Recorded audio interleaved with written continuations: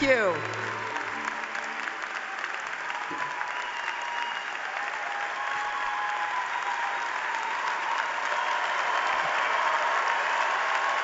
Thank you.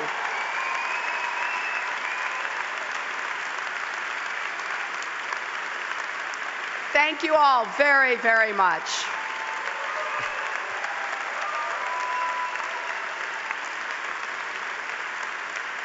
Thank you.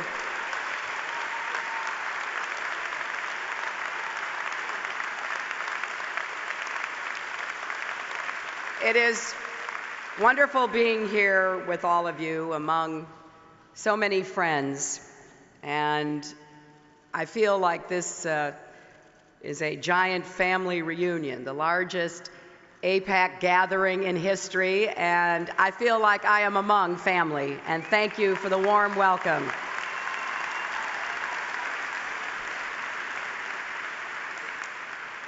I want to thank my friend Lonnie Kaplan for his leadership and that introduction. I also want to thank Howard Friedman for his leadership as president and to congratulate David Victor on his election. And I want to commend Howard Kaur, AIPAC's distinguished board of directors, and all of the AIPAC staff who work so hard every day, all year round. And I particularly want to acknowledge the many students in the audience from around the country, the future of AIPAC and the U.S.-Israel relationship. I want to pay tribute to one member of the AIPAC family and my very good friend, who is not with us this year, Congressman Tom Lantos. Tom bore witness to the worst of human cruelty and devoted his life to stopping it. He taught us to stand up for what's right, even when it's hard, especially when it's hard. And we will always cherish his memory, and his wonderful family will always be in our hearts. And finally, I want to thank all of you for coming to Washington, D.C. once again to stand strong with Israel and to strengthen that special bond between our countries. Being here today, I am reminded of a passage in Isaiah. Upon your walls, O Jerusalem, I have posted sentinels. All day and all night, they shall never be silent. Just like the sentinels of old, you are never silent, you never grow weary, and you never stop standing up for and fighting for Israel.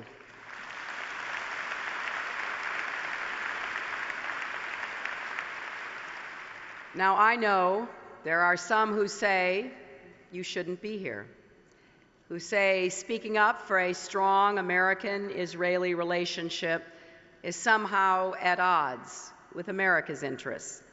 Well, I believe that speaking up for a strong American-Israeli relationship is essential to our interests, and I reject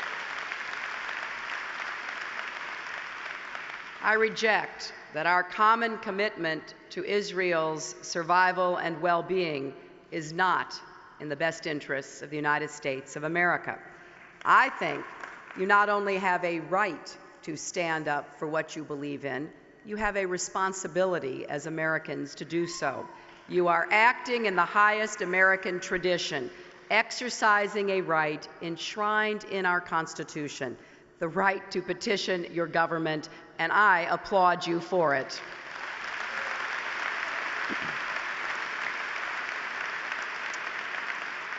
Of course, I am privileged to represent one of the largest Jewish constituencies in the world. Is there anyone from New York even here in this audience today? I know you'll be talking to your members of Congress this week, but you won't need to ask me where I stand because you already know the answer. I stand with you and for you.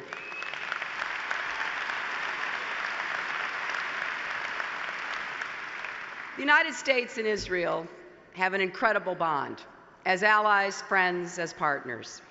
We have shared interests, we have shared ideals. And these are not just common values, they are our core values: freedom, democracy, human rights, women's rights, a robust civil society.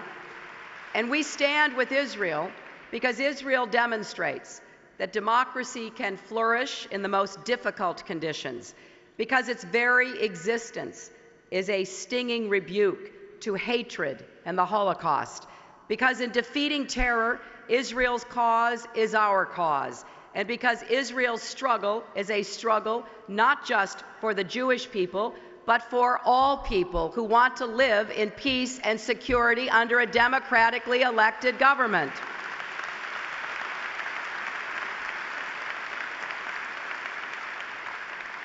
President Harry Truman certainly understood the importance of Israel. He recognized the new nation just 11 minutes after David Ben-Gurion read the Proclamation of Independence. So it is with joy and some sense of relief that we celebrate the 60th anniversary of that day. And for all of the trials and tears, what a remarkable 60 years it has been. From my first trip to Israel in 1982 to my most recent, I have seen firsthand what Israel has achieved. The desert is blooming again, and we can be so proud of the role that America has played in this success. Every American president since Truman has recognized the special relationship and has made it stronger. Israel is stronger because of us and because of you. But even as we celebrate these achievements, we know the work is far from over. Israel is not yet safe. The values that Israel represents are not yet secure.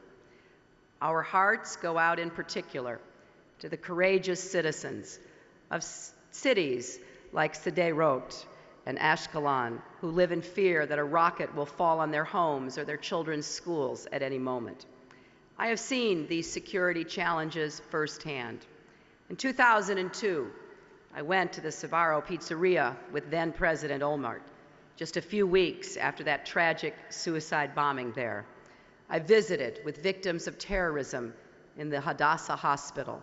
I've been to Gilo and seen the security fence protecting Israeli families from attacks in their own homes. And I've stood up and spoken out for their right to have that protective fence. And as a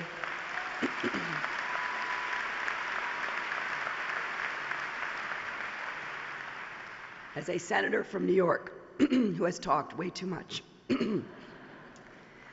I've seen the tragic toll of terrorism on 9/11 here at home as well. My support for Israel does not come recently or lightly. I know it is right in my head, in my heart, and in my gut. And that is exactly the commitment we need in our next president, a Democratic president, because the Democratic Party's strong commitment to the state of Israel since the days of Harry Truman endures today. It is one of our party's most cherished values, and it will continue under the next Democratic president. I know Senator Obama understands what is at stake here. It has been an honor to contest these primaries with him. It is an honor to call him my friend, and let me be very clear. I know that Senator Obama will be a good friend to Israel.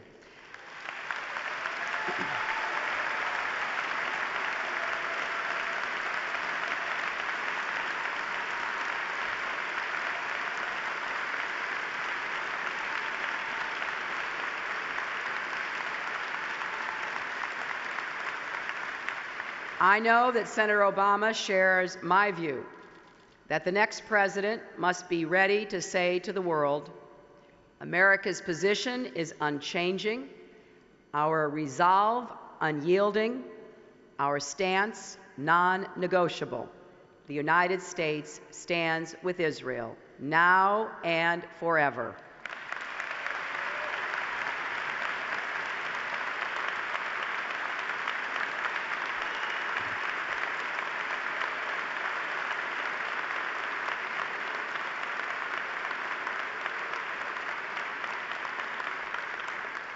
And let me underscore that I believe we need a Democrat in the White House next January, because it is not just Israel that faces challenges in the 21st century.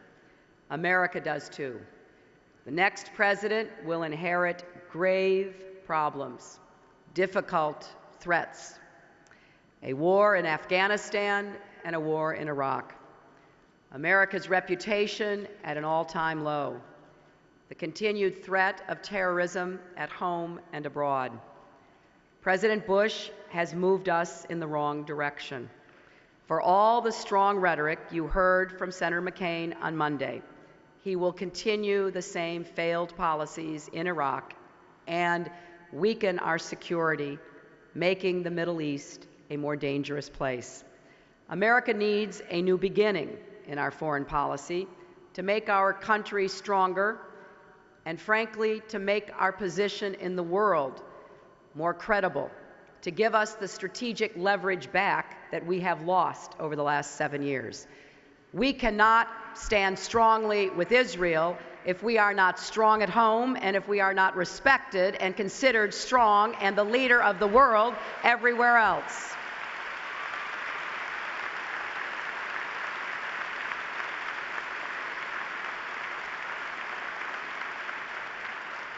We have a rare moment of opportunity to change America's course and restore our standing in the world. And we must seize this moment by leading our friends and allies in building the world we want, rather than simply defending against a world we fear. We must build a world that will be safer, more prosperous, and more just. I believe security and opportunity go hand in hand. When children have hope, a real belief that there is opportunity ahead for them, we help to dry up the swamp of fear and pessimism that breeds terrorism. That means supporting education, not just for boys, but for girls too. It also means that real economic opportunity can't grow where there is no security, and that opportunity alone is not enough to overcome extremism. I have been very specific about how I would make this new foreign policy vision that I share, and I think many of you do as well, a reality. Today, I want to lay out 3 principles that I hope will guide us in all that we do with Israel, and why it is important to put that relationship into the broader context of what foreign policy is in the best interests of the United States.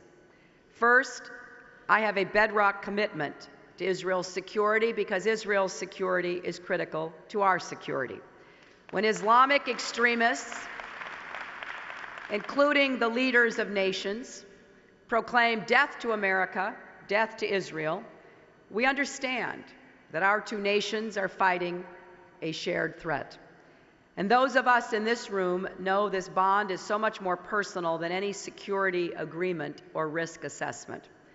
We know a shared threat can also mean shared sorrow.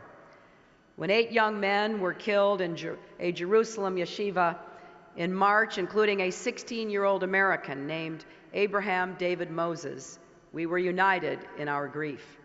So I strongly support Israel's right to self-defense. Israel has both the right and the obligation to defend its citizens, and I believe America should aid in that defense.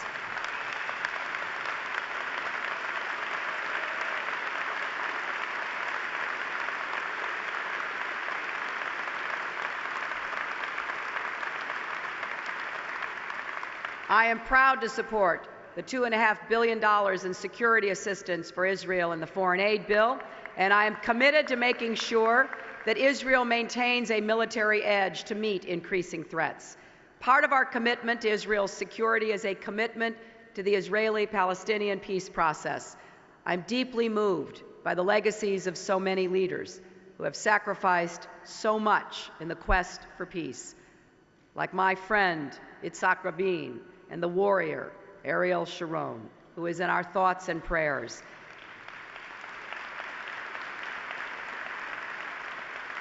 We must support Israel in making the tough choices for peace, And I believe that U.S. diplomacy is critical to making progress, and consistent U.S. involvement can lower the level of violence and restore our credibility in the region.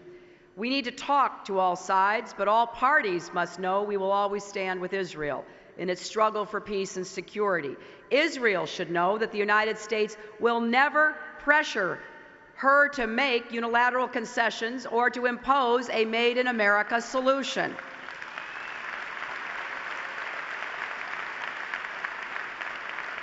Palestinians will need to do their part by renouncing violence and teaching their children the ways of peace and tolerance.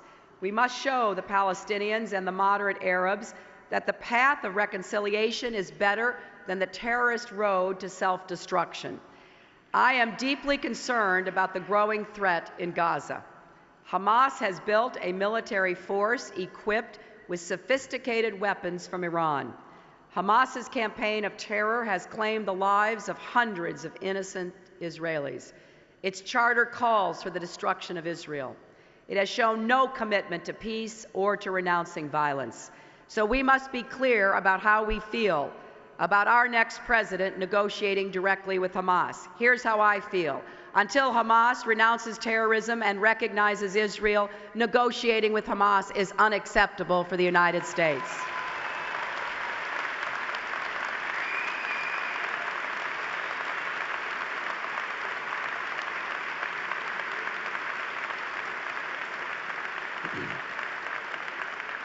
And we must continue to demand a return of the Israeli soldiers captured by Hamas and by Hezbollah. Ehud Goldwasser, Elad Regev, Gilad Shalit. I've been privileged to know Karnit Goldwasser, Ehud's wife, and I was proud to sponsor the resolution that passed the Senate calling for their immediate release. I will not stop fighting and pressing for these soldiers to come home until they finally are safely home with the families that are waiting for them.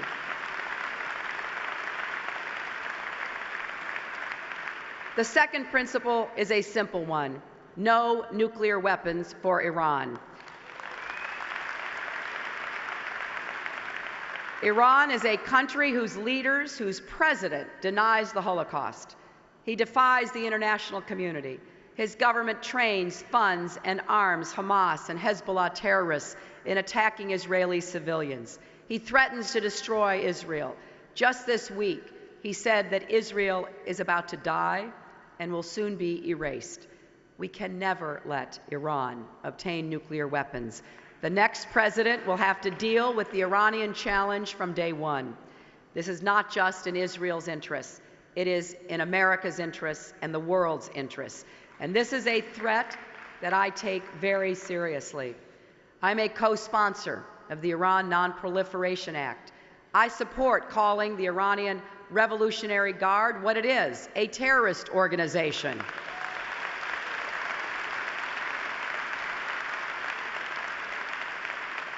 I have also said that should Iran ever contemplate using nuclear weapons against Israel, they must understand what the consequences will be to them. But we must do everything in our power to prevent such an unthinkable day from ever happening.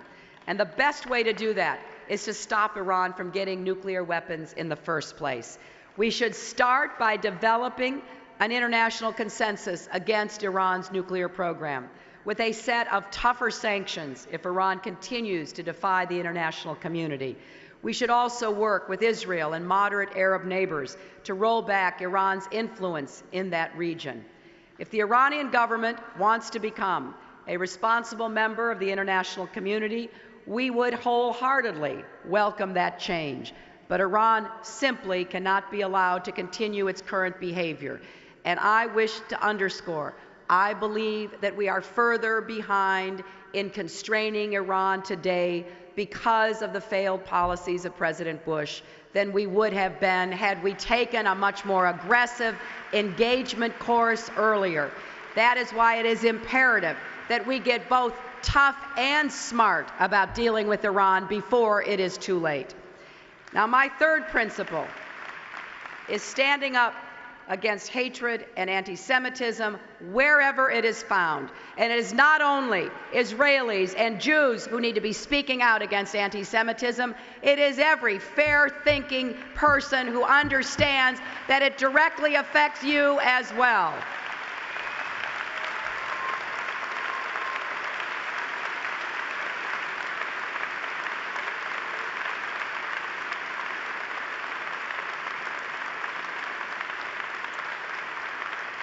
I have spoken out for years against anti-Semitism in Palestinian schools. I am appalled, still today, that Palestinian textbooks reject Israel's right to exist and describe Israel's founding as a catastrophe that is unprecedented in history. That is not education, it is indoctrination. We also know that the Saudis have textbooks describing Jews as wicked, and we were all revolted when Iran's president held a conference to deny the Holocaust. But our vigilance against anti-Semitism must go beyond the Middle East. It must receive no quarter anywhere in the world. The next president will face a test of resolve on this issue at the 2009 Durban Conference, also called Durban II. I will never forget how the world's first conference against racism became a mockery of itself when it descended into anti-Semitism and hatred. The debacle at Durban must never be repeated. We should take very strong action to ensure anti-Semitism is kept off the agenda at Durban II, and if those efforts fail, I believe the United States should boycott that conference.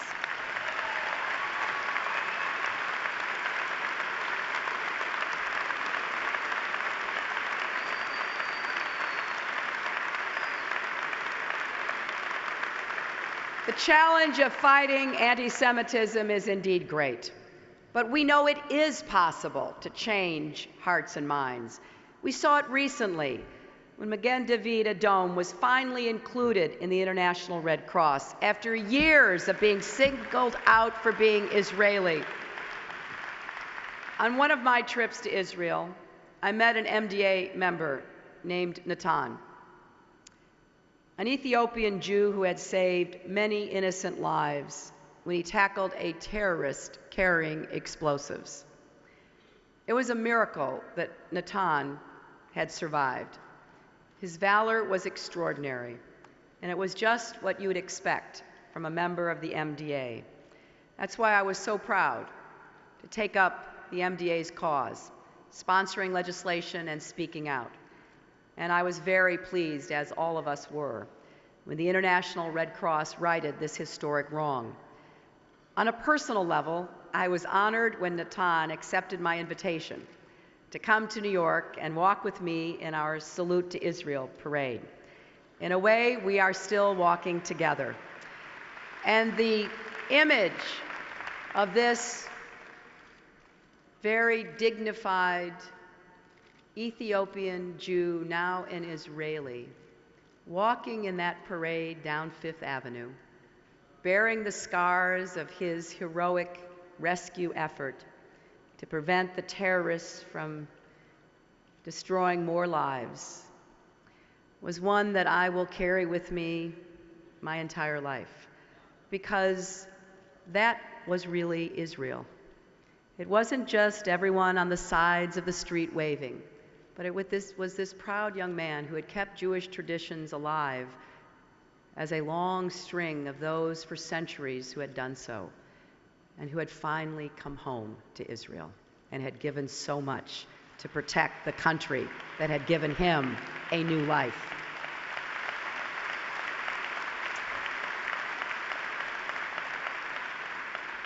So while it can be easy to be discouraged when we look at the challenges ahead, we can never lose our resolve and never give up hope.